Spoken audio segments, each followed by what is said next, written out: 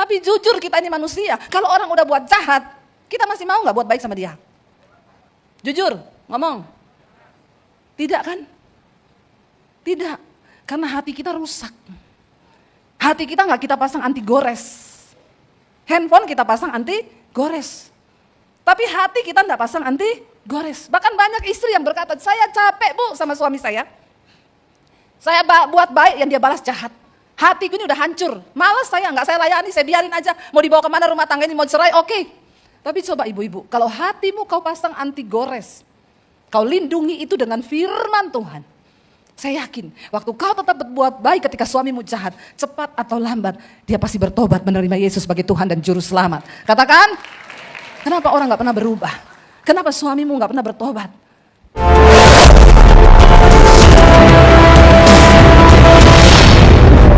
Terima kasih buat kasih-Mu yang besar dalam hidup kami Tuhan. Sampai kapanpun kami tidak dapat membalas kasih Tuhan yang luar biasa. Namun kami rindu hidup menyenangkan hati Tuhan. Apa yang dapat kami lakukan untuk menyenangkan hati-Mu Bapa? Bawa kami untuk mengerti hari-hari ini. Untuk kami boleh mengejar perkenanan Tuhan. Urapi setiap kami, urapi hamba-Mu yang tidak ada apa-apanya. Kami buka hati bagi firman Tuhan. Di dalam nama Tuhan Yesus yang percaya Tuhan di tengah kita memberkati kita. Katakan bersama. Amin. Tepuk tangan sorak-sorai buat Tuhan Yesus. Silahkan duduk Bapak Ibu. Shalom. Apa kabarnya hari ini?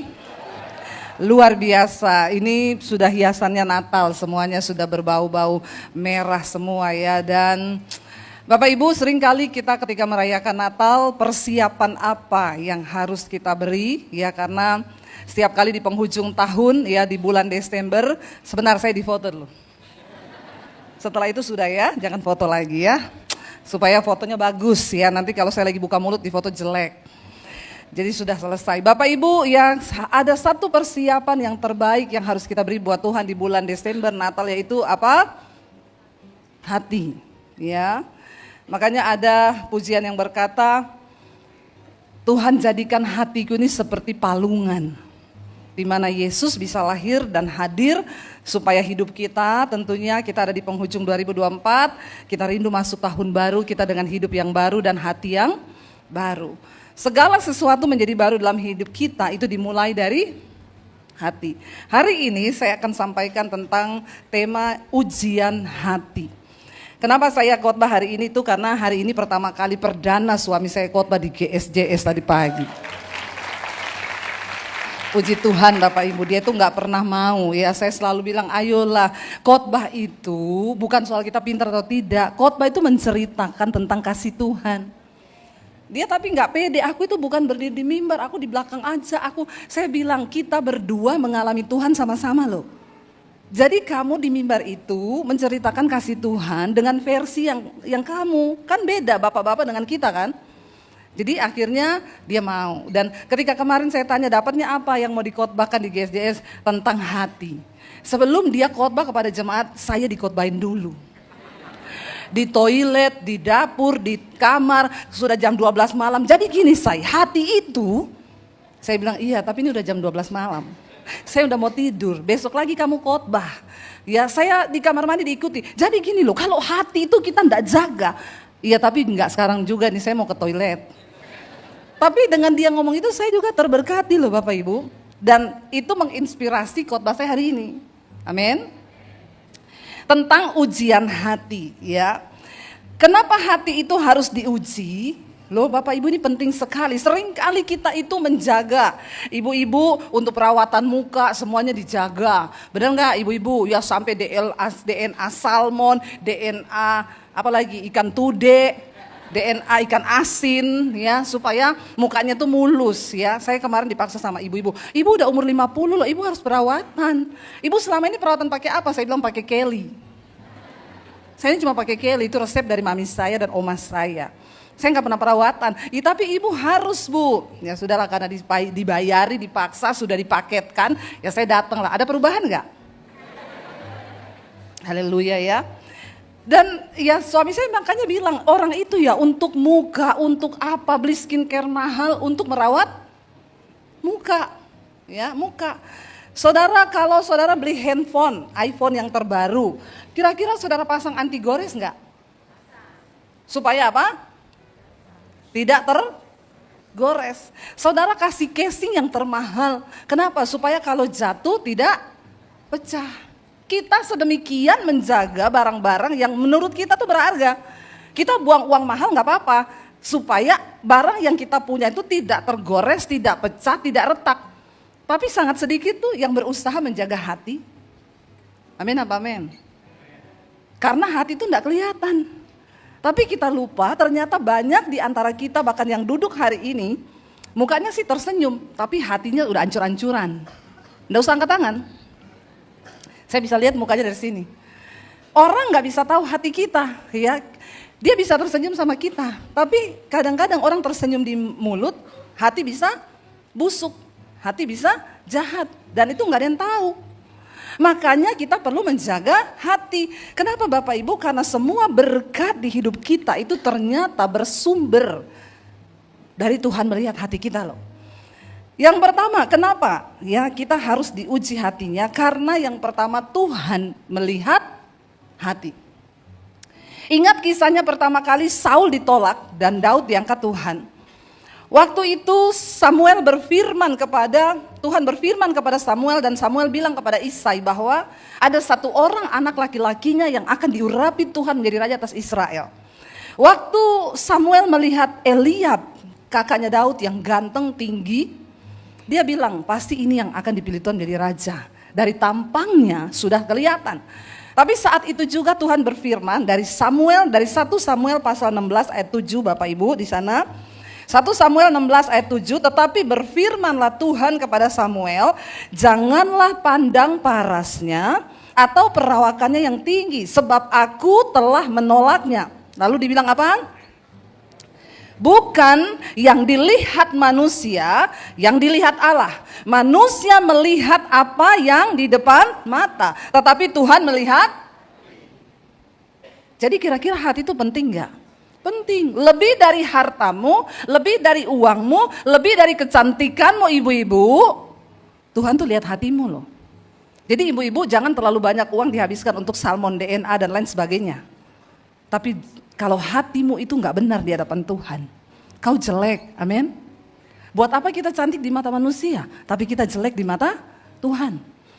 Karena di sini dikatakan manusia melihat apa yang di depan mata, tetapi Allah itu melihat hati. Ya, jangan pandang parasnya. Kita sering tertipu dengan pandangan yang ada di depan mata. Kita suka lihat orang dari apa yang kita lihat. Ya, banyak sekarang orang tuh menilai kalau ada orang datang, ya. Saya kemarin naik di lift hotel, ada orang masuk, orang kaya-kaya, dia lihat dari bawah sampai atas gini. Apa yang dia lihat saudara? Ya, sepatunya mereknya apa? Tasnya mereknya apa? Jamnya mereknya apa? Berliannya berapa karat? Itu manusia. Dia hanya melihat yang tampak di depan, yang kelihatan mata. Seindah apapun kita berdandan, kita mempercantik diri, maaf, Tuhan tidak tertarik dengan semua itu. Amin. Ya, makanya jangan kau habiskan banyak uangmu untuk beli barang-barang yang begitu. Sayang, kalau kau tidak cantik di mata Tuhan, buat apa? Ayo kita lebih peduli apa yang Tuhan lihat daripada apa yang manusia lihat. Buat apa kita menyenangkan hati manusia kalau kita tidak menyenangkan hati Tuhan? Dia bilang begini saudara, Tuhan berfirman pada Samuel, jangan pandang parasnya atau perawakan yang tinggi, sebab aku telah menolaknya. Bukan yang dilihat manusia, yang dilihat Allah. Manusia melihat apa yang depan mata, tapi Tuhan melihat hati.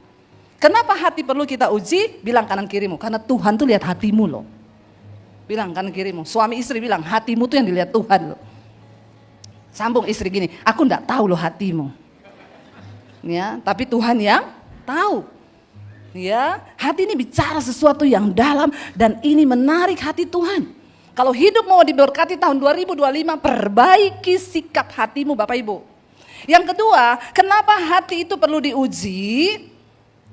Karena doamu itu didengar atau tidak, pelayananmu itu berkenan atau tidak, nyanyianmu di gereja itu berkenan di telinga Tuhan atau tidak, itu tergantung dari sikap hati. Maaf para singers, penyanyi di atas sini. Sehebat apapun kau berlatih, suaramu bisa merdu sampai melengking. Maaf ya, maaf. Kalau itu hanya menyenangkan manusia dan hatimu itu tidak benar di hadapan Tuhan, Tuhan tidak dengar. Tuhan tidak dengar apa-apa. Nggak kedengeran. Mau tahu ayatnya? Yuk buka bersama. Mazmur 66 ayat 17 dan ayat 18. Mazmur 66 ayat 17 dan ayat yang ke-18. Baca bersama 1, 2, 3. Kepadanya aku telah berseru dengan mulutku, kini dengan lidahku aku menyanyikan pujian. Seandainya apa? Ada niat jahat dalam hatiku, tentulah apa? Tuhan tidak mau saudara doa puasa ya 40 hari 40 malam.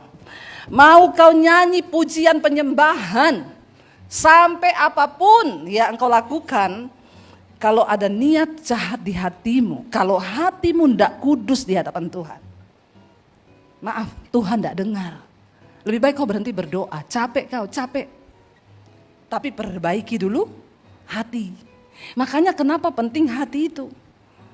Saya mendengar khotbah suami saya di WC, di dapur, di kamar tuh ternyata nancep loh buat saya. Tapi pembahasannya kan beda, dia dapatnya lain, saya dapatnya lain. Saya juga merenung, iya ya, betapa banyak orang sekarang cuma sibuk mendandani yang di luar, sibuk pelayanan itu yang diurus yang di luar, yang terlihat singers, WL, pemusik yang diurus di seragam terus, ini besok mau naik pakai apa? Ya, padahal sering kali kita lupa menata hati hidup kita ini. Ya, mending kau pakai baju seadanya, tapi hatimu itu benar di hadapan Tuhan. Itu yang menarik berkat Tuhan turun atas hidupmu. Amin.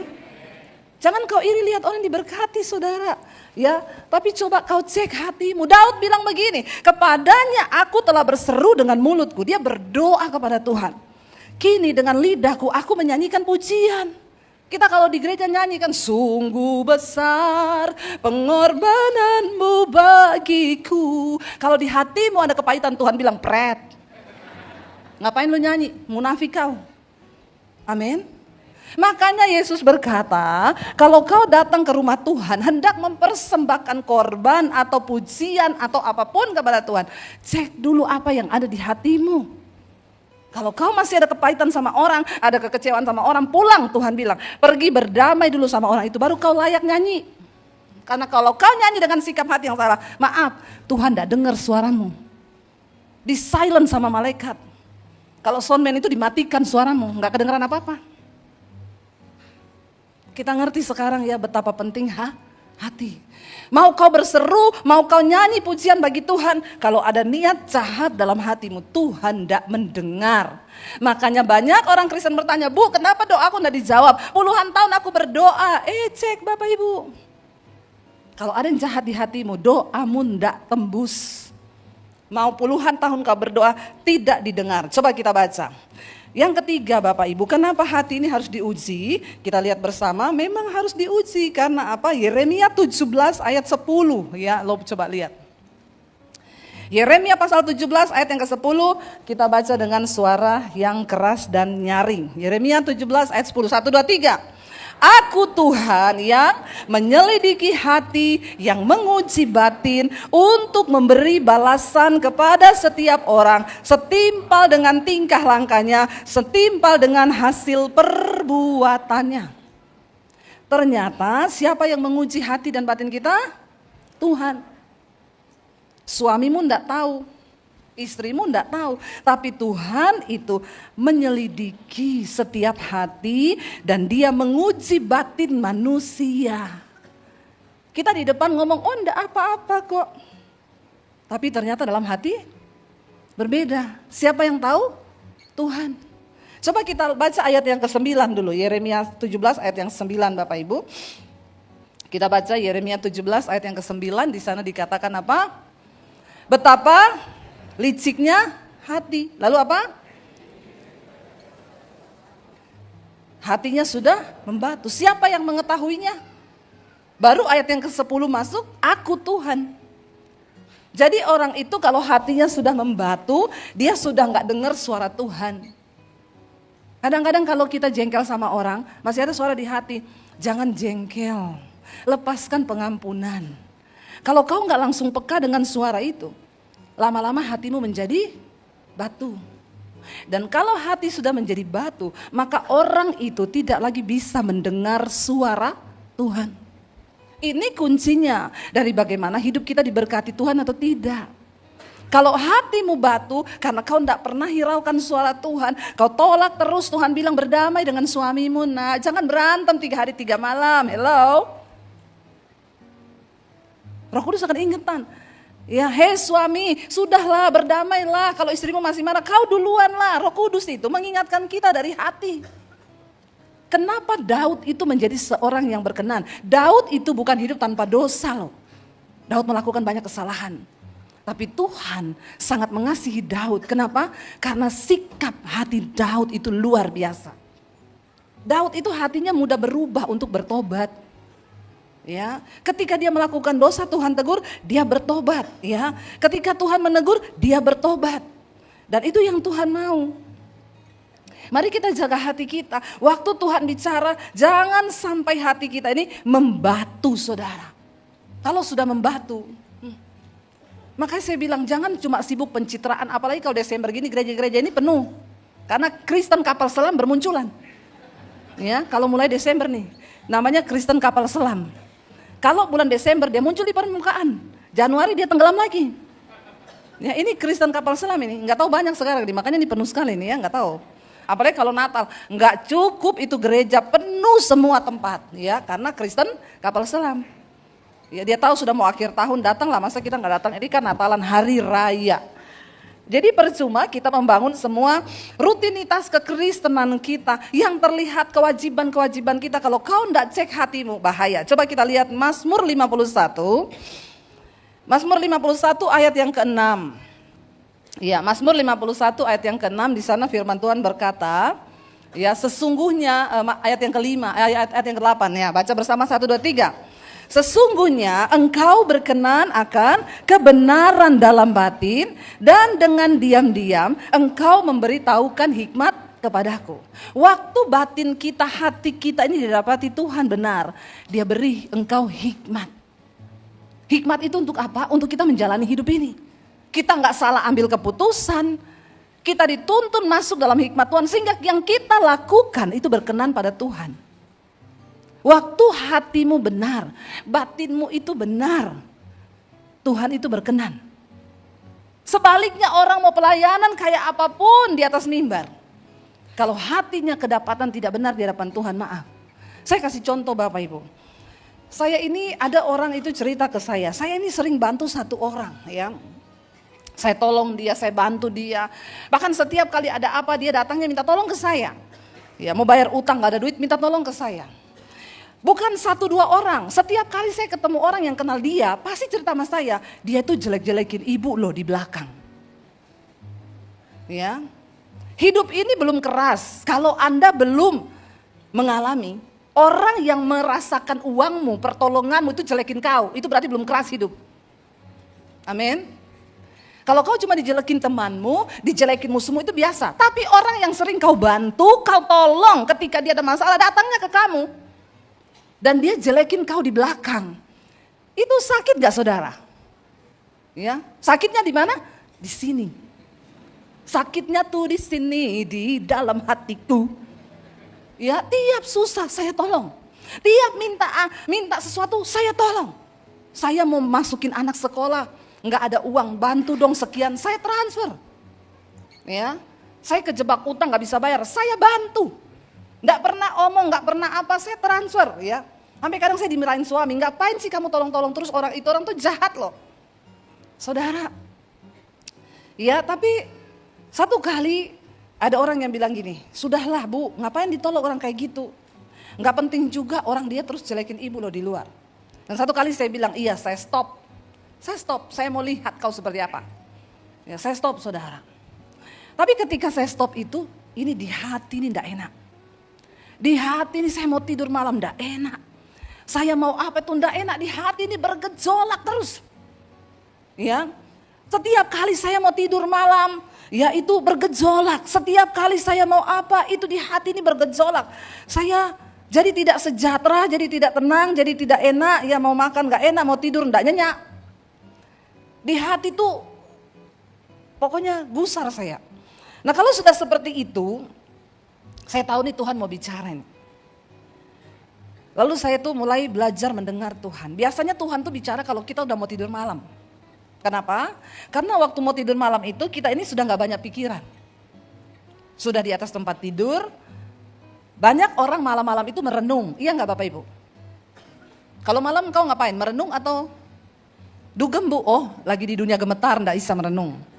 Ya, tapi orang normal itu kan orang tidak normal yang dugem-dugem itu ya. Tapi orang normal tuh kalau mau tidur malam, ini yang saya lakukan. Kalau sudah sikat gigi, cuci kaki, naik di tempat tidur, merenung sejenak hari itu. Ini sampai saya menarik napas panjang. Tuhan terima kasih. Kau lindungi keluargaku, anakku, bahkan apa yang saya lakukan hari ini tuh yang kira-kira menyakiti hati Tuhan dan yang tidak berkenan sama Tuhan. Lalu Tuhan tuh mulai bicara sama saya gini. Kamu mau stop berbuat baik sama dia. Iya Tuhan, orangnya itu jahat. Nggak pernah baik-baikin saya. Selalu jelekin saya, padahal dia itu makan uang yang saya tolong sama dia. Kan nggak berdosa juga Tuhan. Lalu Roh Kudus tuh mengajari saya di hati begini. Kau menolong dia bukan karena dia baik. Tapi kau tolong dia karena kau itu baik. Kalau kau tolong orang karena orang itu baik, lalu kalau dia nggak baik kau berhenti menolong berarti kau sama-sama tidak baik. Tapi kalau kau tetap menolong walaupun dia tidak baik, ya itulah upahmu. Karena orang dunia melakukan hal yang sama. Kalau lu baik, gue juga baik. Lu jahat, oh gue lebih jahat dari lu. Bener nggak? Masih ada di sini begitu? Buka kolam baptisan. Kita rendam 20 menit. Biar buka mata langsung di rumah Bapak di sorga. Lebih baik tubuhmu binasa daripada jiwamu binasa. Bapak Ibu, lalu saya itu di hati itu merenung. Ternyata itu ada di Alkitab. Coba buka Mazmur 16. Ya, ada semua ternyata yang kita alami sehari-hari ini. Suami saya itu persiapan khotbah, dia bilang gini, ih Alkitab tuh semua ada ya. Saya bilang baru sadar. Kemana aja lu selama ini? Karena dia bukan pengkhotbah. Sekarang jadi pengkhotbah, semua dicari di Alkitab, ada ternyata. Kalau saudara mulai baca Alkitab, saudara bilang, di Alkitab tuh ada ya semua. Saya yakin kalau semua jemaat GSJS ini baca Alkitab, kau sudah gak konseling lagi sama pendeta. Bilang amin dong. Yang tukang konseling itu pasti malas baca Alkitab. Makanya saya sekarang malas nangani orang konseling. Sorry ya. Saya suruh apa? Baca Alkitab kau. Kenapa kau konseling? Karena kau enggak pernah baca Alkitab. Saudara mau bilang Debbie Basir galak, terserah deh lu. Kasihan deh lu. Benar, orang Kristen zaman now. Kau terlalu enak imanmu itu. Karena kurang tantangan, kurang siksaan, kurang aniaya. Makanya apa-apa, Bu konseling dong. Apalagi kalau cuma urusan pinjol. Wah saya enggak layani. Jangan hubungi saya kalau urusan pinjol ya. Banyak Bapak Ibu sekarang orang Kristen itu kenapa kau konseling? Karena kau tidak baca Alkitab. Semua yang kita alami di hidup ini ada di Alkitab. Ternyata ini Daud bilang begini. Mazmur 16 ayat 7 dan ayat 8. Coba kita baca sama-sama. Mazmur 16 ayat 7 dan 8. Apa di sana dikatakan? Aku memuji Tuhan yang telah memberi nasihat kepadaku. Ya, pada waktu malam. Hati nuraniku mengajari aku. Aku senantiasa memandang kepada Tuhan. Karena ia berdiri di sebelah kananku. Aku tidak goyah. Katakan, ternyata yang saya alami selama ini itu tiap malam. Tuhan berbicara, benar itu benar. Daud mengalami juga. Aku memuji Tuhan. Tuhan itu selalu mau memberi nasihat sama kita. Cuma kadang kita yang terlalu sibuk dan tidak punya waktu untuk merenungkan dan mendengar nasihat Tuhan. Bapak-bapak kalau kau stres, ya ada orang, iya Bu saya ini soalnya kalau stres saya merokok Bu supaya menghilangkan stres saya. Makanya kau tambah setan hidupmu. Saya tuh paling jengkel kalau dengar ada orang Kristen ngomong begitu saudara. Jadi rokok itu jadi Tuhannya. Kalau kau stres, coba beri waktu untuk Tuhan memberi nasihat. Kenapa saya bilang gak usah konseling sama pendeta? Karena Tuhan itu mau memberi nasihat kepada kita. Tapi kitanya yang tidak punya waktu. Kitanya yang tidak memberi waktu untuk merenung. Ayat ini Daud bilang, aku memuji Tuhan. Nah, kalau engkau sudah mengalami nasihat-nasihat dari Tuhan, maka mulutmu itu tidak bisa ditahan untuk memuji Tuhan. Karena kau mengalami sendiri Tuhan menasehati. Coba, saya tuh dinasihati semua orang, stop, enggak usah lagi kau berbuat baik sama dia. Tapi ternyata Tuhan enggak mau begitu. Tuhan bilang, teruslah berbuat baik.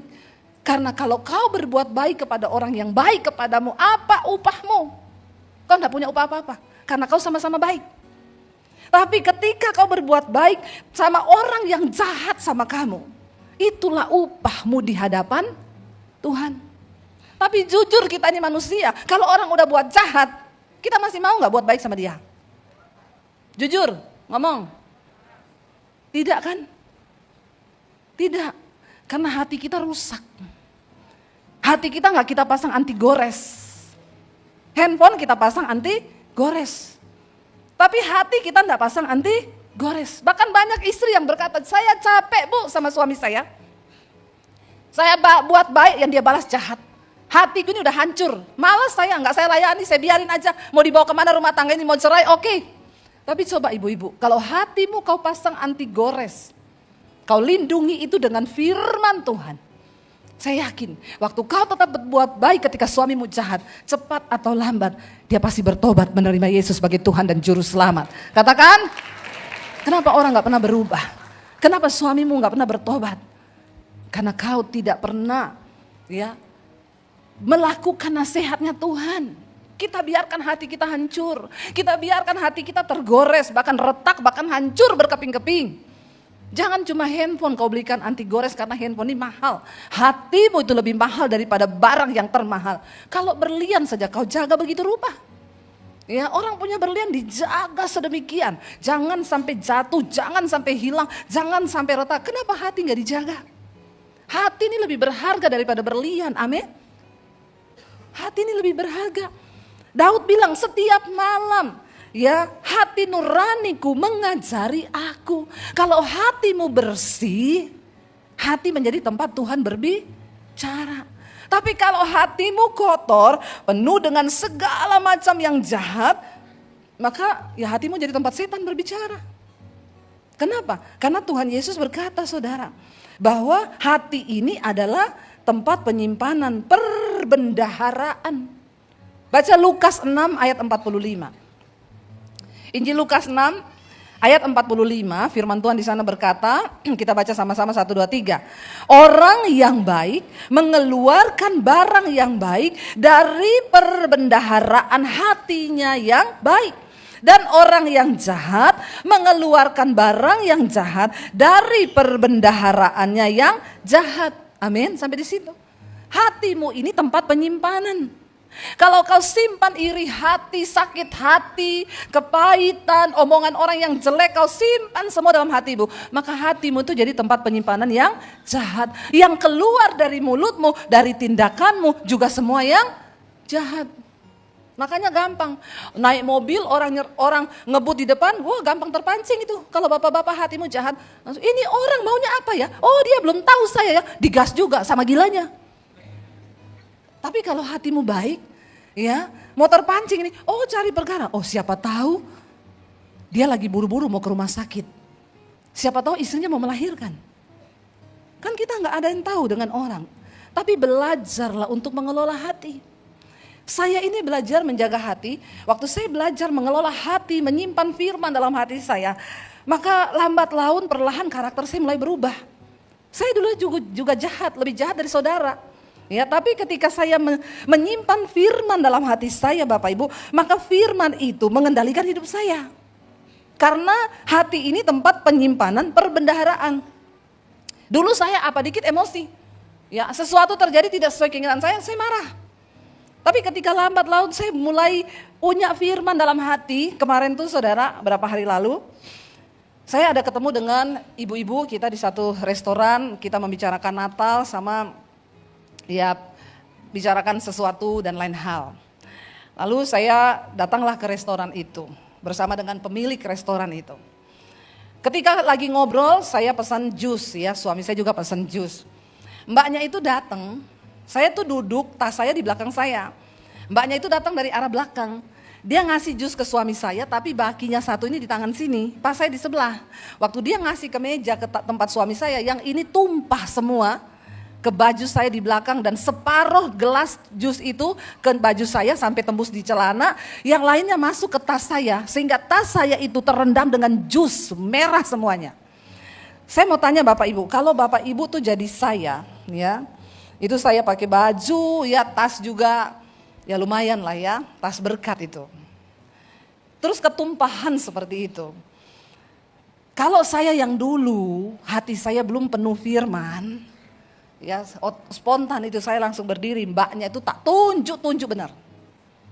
Tapi kemarin itu, saya kaget kan karena kesiram jus itu dingin belakang saya dan sampai mengalir sampai ke dalam, dan tas saya di belakang, saya lihat, jus semua. Saya udah mau nunjuk mbak itu saudara. Mungkin sudah enggak kasar, kalau dulu bisa maki kan. Tapi setelah kenal Tuhan enggak maki lah. Tapi mbak gimana sih kamu mbak, enggak punya mata pak? Itu normal kan, kita manusia ya. Kemarin tuh saya sudah mau ngomong gitu saudara. Tapi tiba-tiba di hati saya itu ada suara yang berkata begini. Kalau kamu yang jadi mbak itu, bagaimana perasaanmu? Dan saya tuh tamu yang punya restoran loh. Saya lihat mbak itu sudah ketakutan. Dia ambil tisu, dia lap baju saya, maaf bu. Saya bilang gak apa-apa mbak, semua orang bisa berbuat salah. Saya tenang, saya lap itu tas saya keluarin semua isinya, saya tumpah itu jus dari tas saya lap baju saya.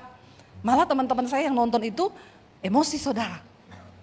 Kok bisa gitu tuh mbak tahu gak ini harga tasnya? Saya ngomong, bu gak usah ngomong gitu ya. Ini juga kalau di laundry mahal loh. Sempat juga terpikir, aduh tasnya rusak sayangnya. Tapi suara di hati ini, kalau rusak ya udah tuh pasti ada gantinya. Amin. Karena di mana hartamu berada, di situ hatimu berada. Lalu saya tenang, waktu masuk ke dalam mbaknya bilang, bu saya bawa ibu masuk ke ruangan private di tempat bosnya. Saya mau hair dryer belakangnya ibu, saya kasih tisu dulu, nanti saya keringkan bu, karena basah kuyup. Oh iya saya masuk. Di dalam tuh dia cium tangan saya, dia minta maaf bu, saya minta maaf bu. Ya dia juga takut dipecat, saya ini tamu yang punya restoran. Saya cuma bisa bilang mbak, lain kali hati-hatian, enggak apa-apa mbak, semua orang bisa salah. Cuma mbak lain kali hati-hati, kalau mbak nanti dapat orang lain yang seperti mbak bisa kehilangan pekerjaan loh. Saya kasihan Bapak Ibu, sering kali kita nih orang Kristen, sombong. Kayaknya sih belum seberapa. Biasanya yang begitu tuh belum kaya banget. Ya. Marahnya itu luar biasa. Kamu tahu enggak ya, gajimu berapa puluh tahun ini bisa beli tas saya. Itu orang yang belum kaya begitu. Ya, kalau yang udah kaya kayak saya biasa aja, nanti juga ada gantinya. Gak usah tepuk tangan. Maksud saya kaya hati. Amin. Belum selesai nih khotbahnya. Nanti dipotong lagi khotbahnya. Bu Debi khotbah begini, viral lagi. Bu Debi bilang dia kaya. Emang saya kaya? Kaya hati. Orang tuh kalau kaya hati, berkat materi apapun, Anda tidak akan pernah merasa rugi. Karena kau kaya hati. Mungkin kau ditipu orang, mungkin kau direndahkan orang, gak apa-apa lah. Semua itu Tuhan izinkan terjadi. Saya banyak berubah loh Bapak Ibu. Nyetir sama anak saya. Ada bapak-bapak dorong gerobak, anak saya udah, ini bapak ngapain sih? Bikin macet aja loh, kenapa juga dia lihat di tengah jalan? Saya bilang, dek kalau kamu jadi bapak itu, coba kau turun, kau jadi bapak itu. Ya enggak kayak gitu juga lah mam. Enggak, kita harus belajar loh nak, menempatkan diri di posisi orang lain. Itu namanya kau sudah mengelola hatimu. Ya, sering kali orang itu, orang Kristen banyak, belum kaya. Masih pas-pasan. Tapi belagunya udah kayak apaan? Ya saya ingat anak saya cerita, dia punya teman kerja di satu kopi. Temannya ini curhat sama anak saya. Gua lagi stres banget nih. Anak saya bilang, kenapa? Mak bapak gua kan mau cerai. Jadi gua ini stres, gua harus kerja cari uang untuk biayai hidup gua. Terus gua salah bikin kopi dong sama ibu-ibu. Dan ibu itu marah besar. Dan dia viralkan, dia langsung tag ke kopi yang di mana tempat dia kerja. Dalam waktu berapa menit, heboh semua dari perusahaan kopi itu di tag di sini, di area sini, di kopi ini ada pegawai yang berinisial ini bikin kopinya salah. Ya, Dan orang itu sudah ditegur, bahkan terancam dipecat. Saya bilang sama anak saya, Mami mau nangis loh dengar kisah ini. Dia kan lagi berhadapan dengan situasi mama papanya mau bercerai. Dia lagi pusing mikirin keluarganya yang dia harus menghidupi hidupnya sendiri. Dan dia cuma salah bikin kopi campur susu. Dan ketemu orang yang sok kaya, yang sombong banget, yang hatinya itu rusak, busuk. Dan itu diviralkan, saudara. Coba kadang-kadang kita tuh enggak ngerti. Kadang-kadang kita tuh enggak punya hati nurani. Seringkali engkau memperlakukan orang kau enggak tahu orang itu sedang ada apa. Seringkali kita enggak tahu kenapa dia sampai bikin satu kesalahan. Saya juga berpikir mungkin mbak itu ketika dia menumpahkan itu, ya kita enggak pernah tahu apa yang sedang dihadapi. Kalau hidupmu mau diberkati, kalau hidupmu itu mau menjadi berkat, mari mulai dari hati, saudara.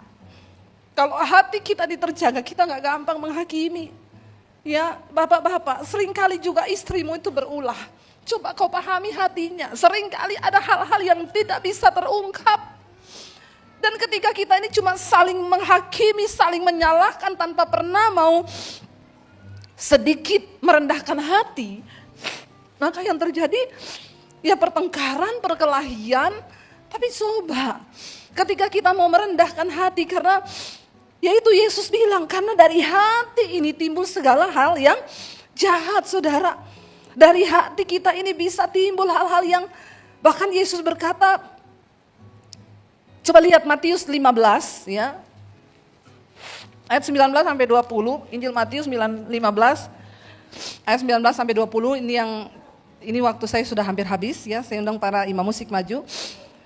Matius 15 ayat 19 sampai 20 kita baca bersama, 1, 2, 3. Karena dari hati timbul segala pikiran jahat, pembunuhan, persinahan, percabulan, pencurian, sumpah palsu dan hujat. Itulah yang menajiskan orang. Ya, sampai di situ. Bapak Ibu lihat, dari hati ini timbul semua yang jahat. Sebaliknya dari hati itu juga bisa timbul belas kasihan. Tinggal tergantung kita ini mau jadi perbendaharaan hatimu itu apa. Banyak-banyaklah simpan firman di dalam hatimu. Karena Bapak Ibu ketika hatimu itu berkenan kepada Tuhan, Tuhan akan menyertai hidupmu. Dia memberkati engkau. Mari kita belajar. Apa yang membuat saya akhirnya tersenyum waktu saya kesiram jus di badan saya. Saya ingat firman itu berbicara di hati saya. Yesus bilang, apapun juga yang engkau ingin orang perbuat kepadamu, perbuatlah itu kepada mereka. Kita kalau mau dihormati, ayo menghormati. Sekaya apapun engkau, tolonglah ketika masuk di lift, ada petugas lift, bilang kek terima kasih Pak. Orang itu sok kaya, saya sering ketemu orang-orang sok kaya. Ya, masuk di lift dengan gayanya. Semua orang dilihat. Dalam hatiku, kau ini napas robot atau apa kau? Tuhan cabut aja napasmu 1 menit, mati kau. Ya kadang-kadang itu ya, hormati. Walaupun dia orang rendahan. Ya, masuk ke toilet, kasih tukang toilet itu uang. Seberapa yang sudah tergerak, ayolah.